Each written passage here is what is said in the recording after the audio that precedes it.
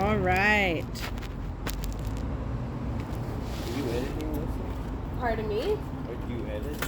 I'm not editing anything. Oh. This is going to be raw. So Okay. welcome to my interview with Mike Macdonald from Regina, Saskatchewan. This is called Getting the Band Back Together.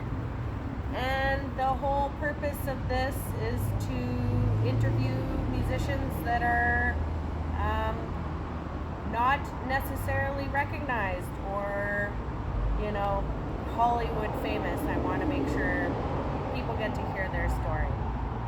So I'm going to start off with talking about how I met Mike, which was kind of interesting. Cheers, everyone watching. So, sorry about the background noise. We're doing this outside. This is kind of a raw video. But how I met Mike is we are both a team of staff at the Alouette Parks Management for the Golden Years Provincial Park. I had my first day at work, and I'm a pretty friendly person, and I made a point of coming over and saying hi to everyone, and got in my truck and got some of my work stuff together. I was in the staff, I guess it's the shop we call it. The shop, where you get all your junk and throw it in your truck. And he come up to me and he says, "Where the fuck are you gonna meet somebody from the prairies that has the same fucked up eye?" So, if you can't tell, We're unicorns. We're unicorns.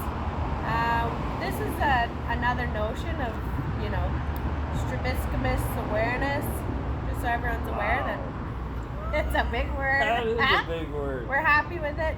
Makes us who we are. We bonded over it. That's right. And nothing's going to change. So, we're going to start. I don't know if Mike has anything to add. I also put in a complaint against you because I said you were mocking my eye to the boss. So that's how Those we roll. complaints went really far. Yeah. So hometown. What's your hometown? Regina. Regina. Well, Cupar, Cupar. which is 60 miles north of Regina, but I grew up in Regina. Okay. I got out when I was 14. He got out.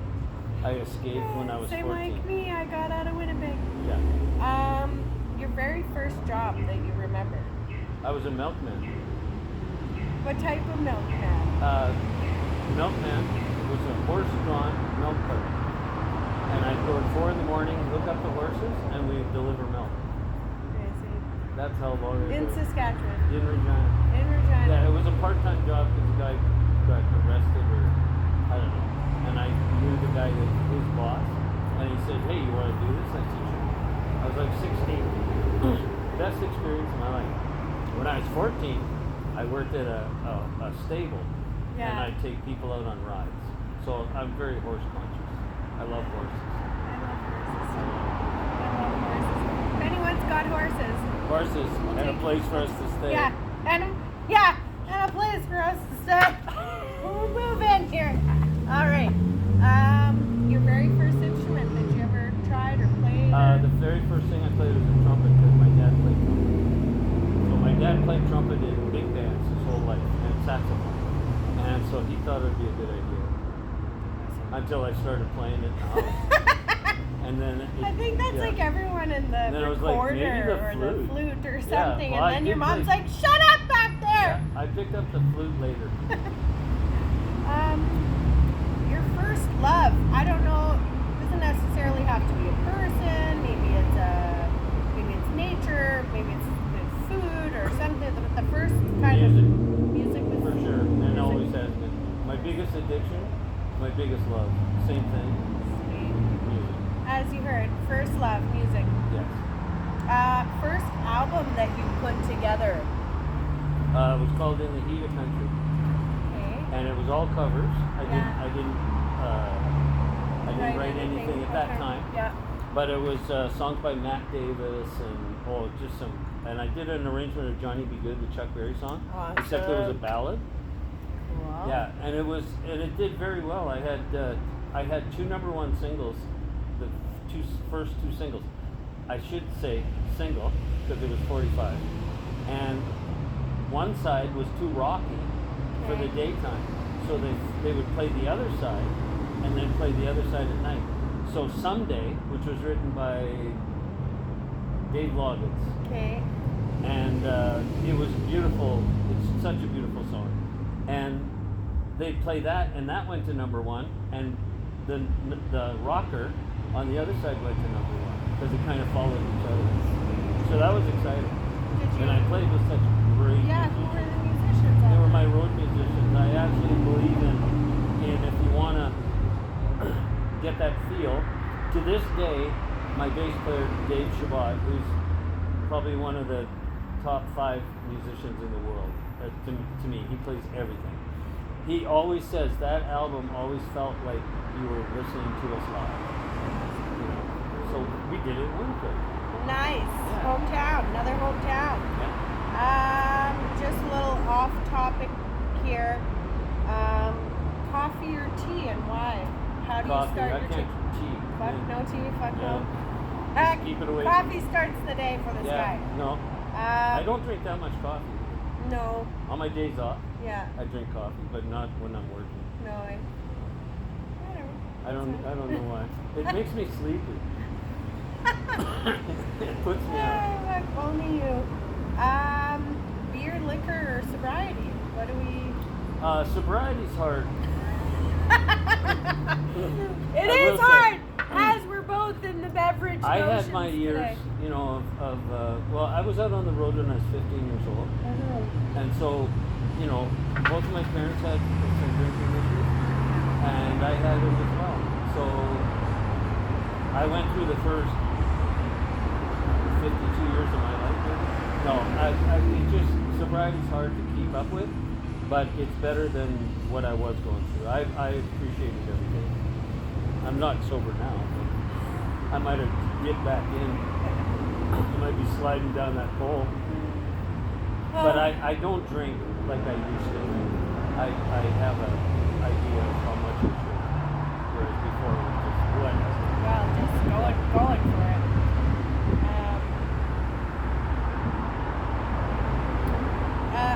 Back to the music scene here.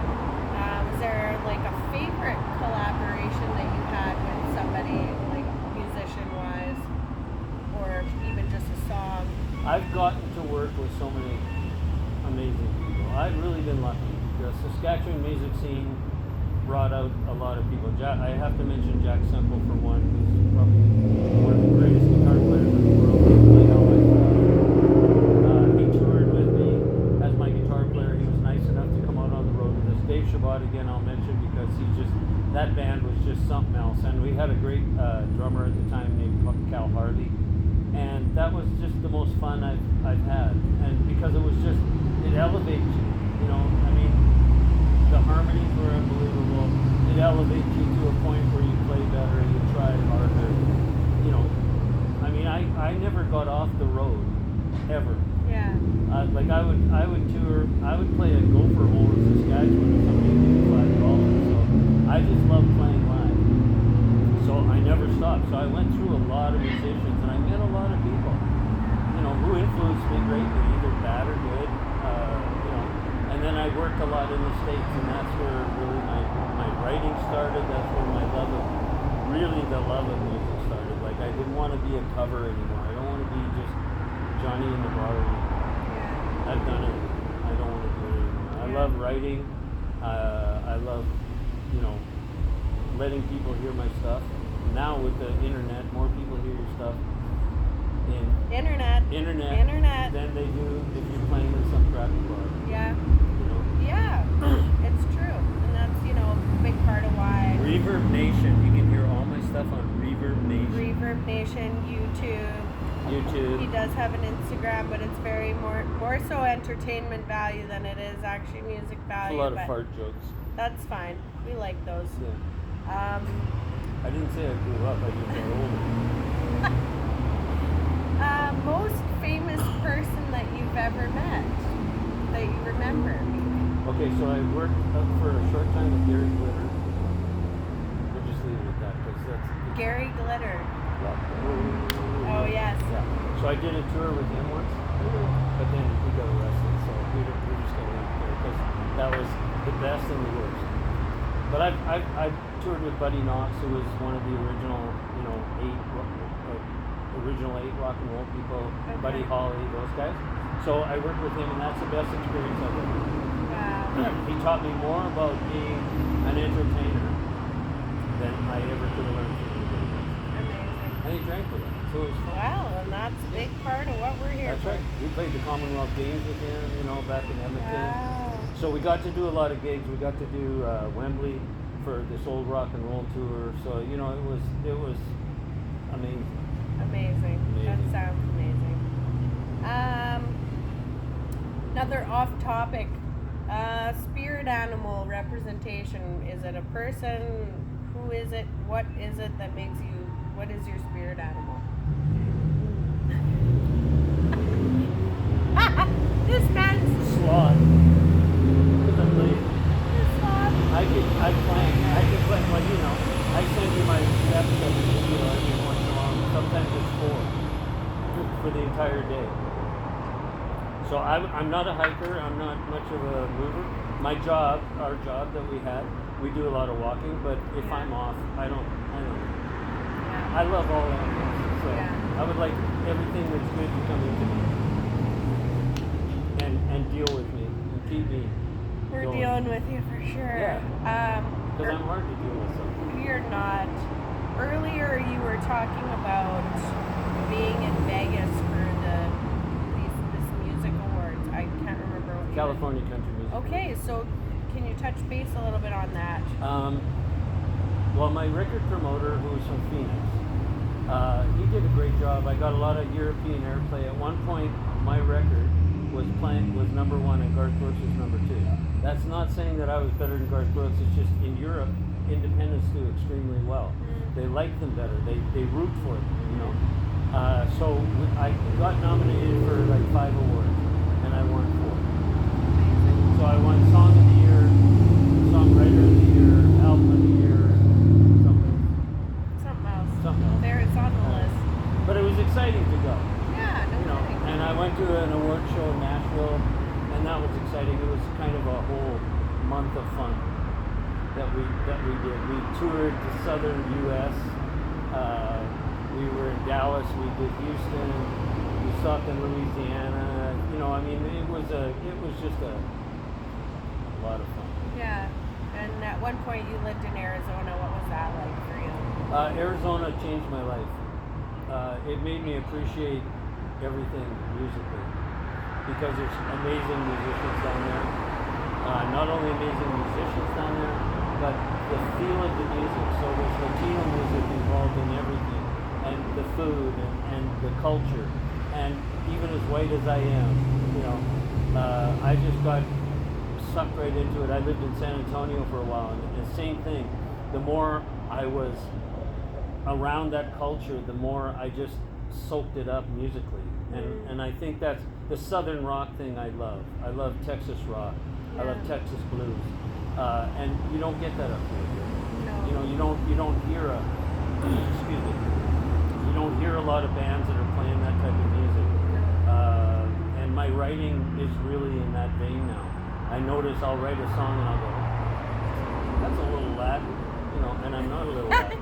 So I would like to say though that I am Métis, and I like to put that out there, and I'm proud to be, many generations Métis. Yeah. And that's kind of, again, some of my writing seems to be in that direction. If you listen to some of my songs, they do have kind of an influence.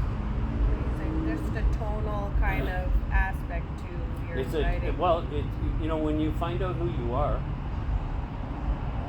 Are we still looking? I think I'm wondering who I am. I have no idea. I know. But when you kind of find out who you are, like I found out I was Métis through my sisters, and they did all the work and did all that.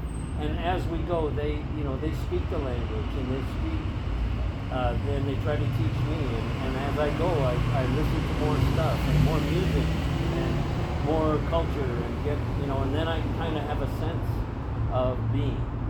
I think, we all gotta figure out who we are at some point in our life, whether it's whatever it is. It's a big part of it. I mean, I feel like all of us, in a sense, are looking for that part of why our creativity and where it comes from and how we express our music, whether that's, instrumentally, whether that's vocally, whether that's, as a master of music, somebody who does production of music.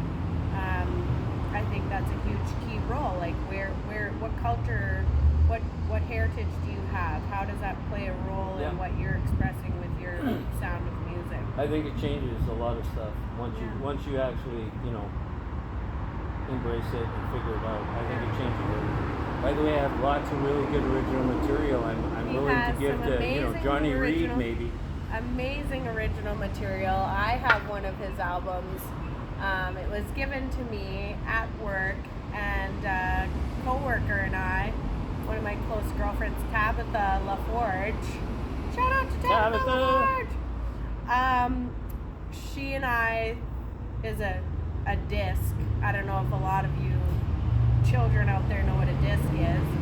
But we threw this CD in the CD player in the truck, and it was awesome. I'm pretty sure we actually teared up to one of the songs. It's called Babies Raising Babies. Babies Having Babies. Babies Having Babies, and it's a very unique album. There's some fun, uplifting kind of songs, and there's also some kind of more wrist slitters. Well, I wouldn't talk so emo about it, but I would say that I am 100% emo. Did I not tell you that? You just need some eyeliner. Oh gosh. This is Mike Macdonald. This has been getting the band back together. Thank you for your guys' time. I hope that this video works out. I'm probably going to have to do some kind of sound control. I might even have to re-record this. We might have to redo it, but let's not get so disappointed. But it's a beautiful day here in British Columbia. That's where we're hosting this, in the neighborhood of Maple Ridge. But thank you for coming. Bye.